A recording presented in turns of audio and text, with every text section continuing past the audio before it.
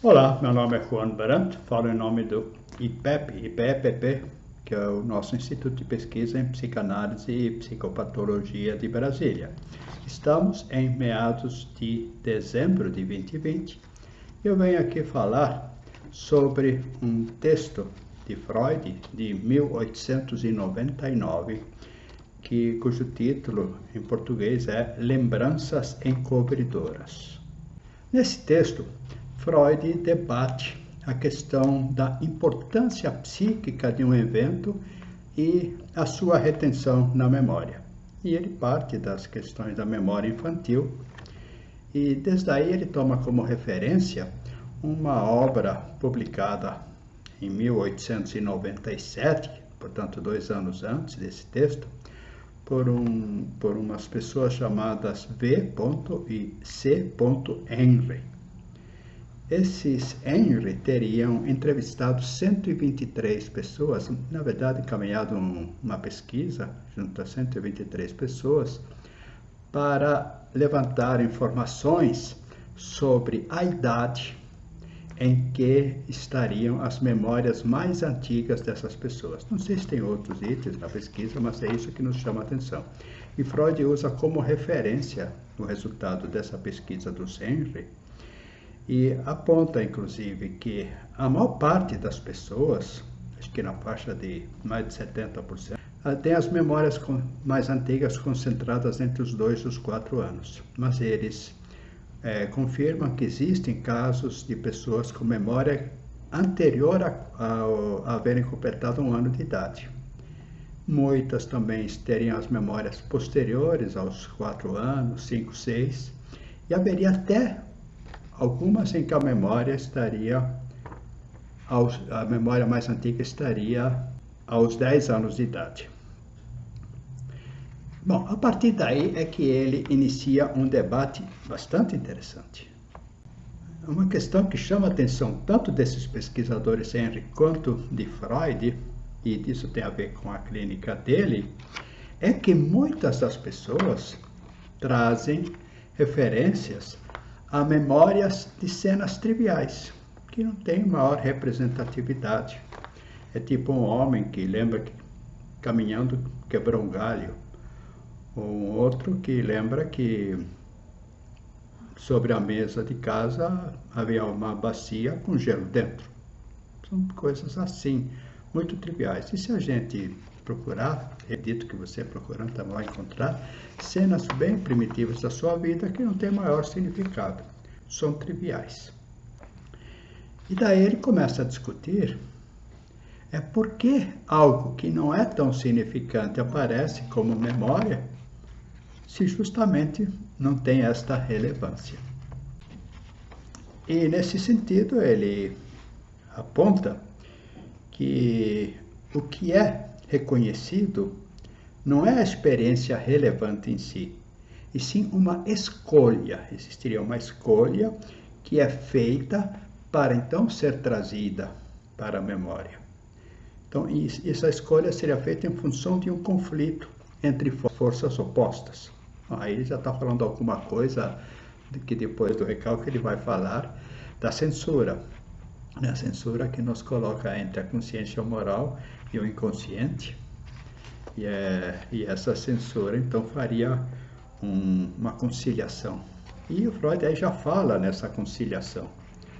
Então, estaria ocorrendo um deslocamento. Freud, já nesse texto, antes da interpretação do sonho, está falando em deslocamento. Podemos ver que, então, não deixa de estar aí presente uma substituição de um conteúdo relevante por um conteúdo que não teria maior relevância. E aí a conclusão que ele vai nos apresentando é que certos elementos essenciais são representados por elementos não essenciais, deslocados, né? E isto é possível porque esses não essenciais e essenciais, eles têm uma continuidade, mas o não essencial é que vai apontar para alguma coisa que então está encoberta. É o caso do que eu falei, o homem que lembra que quebrou um galho, pisar nele, ou aquela bacia com gelo sobre uma mesa. Então, a partir daí, o Freud começa a pensar numa construção de lembranças a partir de novas experiências que se associam a experiências anteriores. E entra num caso que vai se descobrir que é pessoal dele, em que ele teve experiências infantis na sua cidade de origem, coisas terão acontecido lá pelos 3, 4 anos de idade, e isto não lhe vinha assim, mas isto foi despertado já a partir do final da adolescência, 16, 17 anos, quando ele vai para locais em que ele teve vivências infantis ou que esses locais remetiam a vivências infantis. Isso que é interessante, por uma analogia.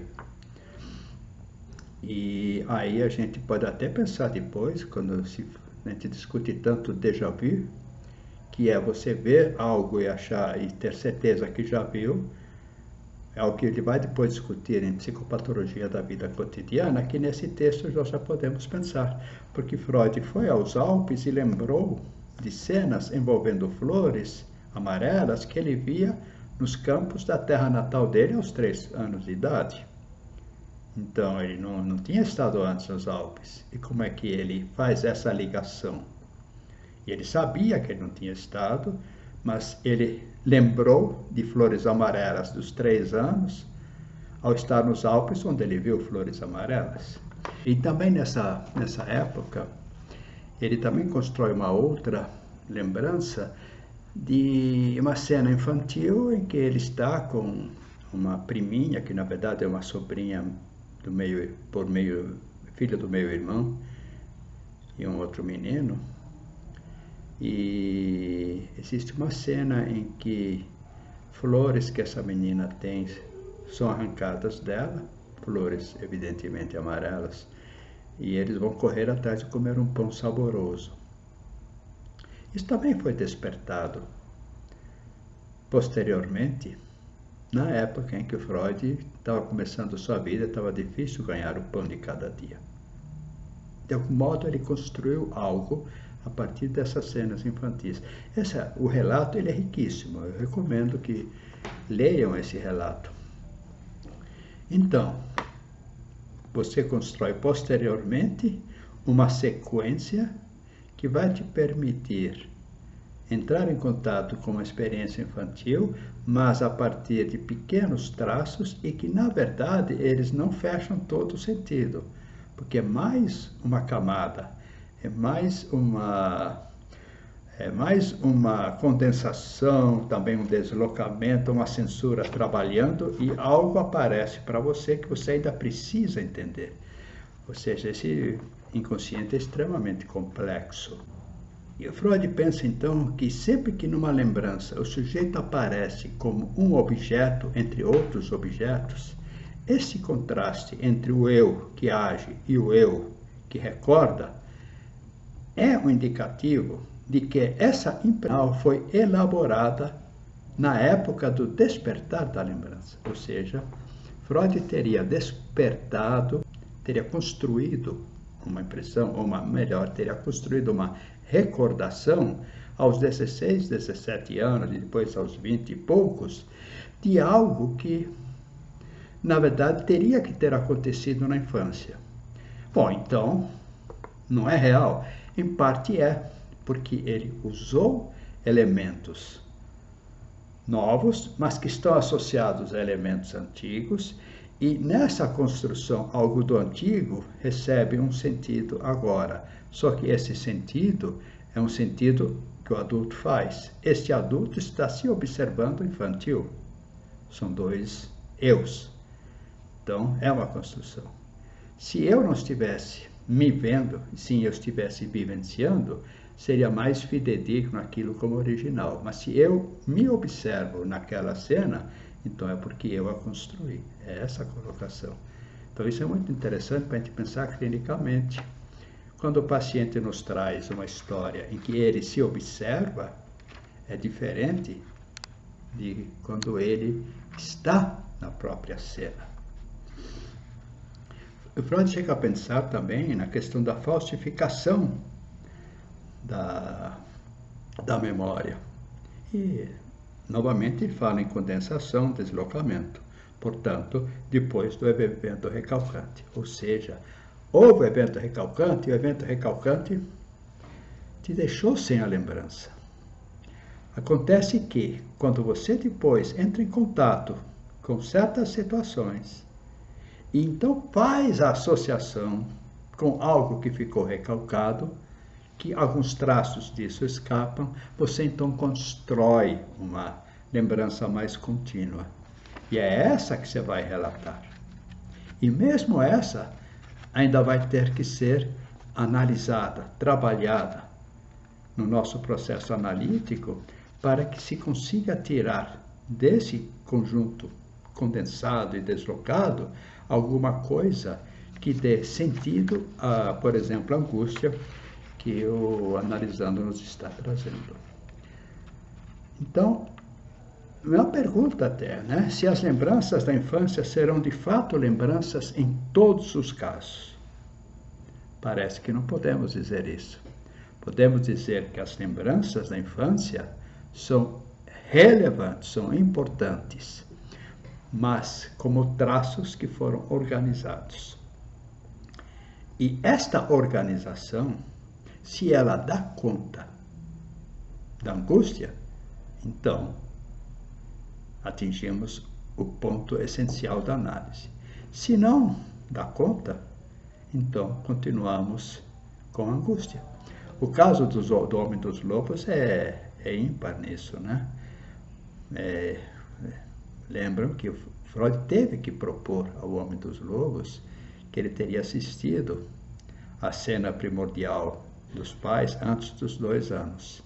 E isto fez sentido. Então, analiticamente, andou. Se não tivesse feito sentido, o que o Homem dos Lobos teria dito?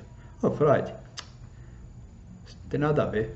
Ou teria ficado calado e continuado. Não, ele parou com a interpretação. Ele, me faz sentido isso.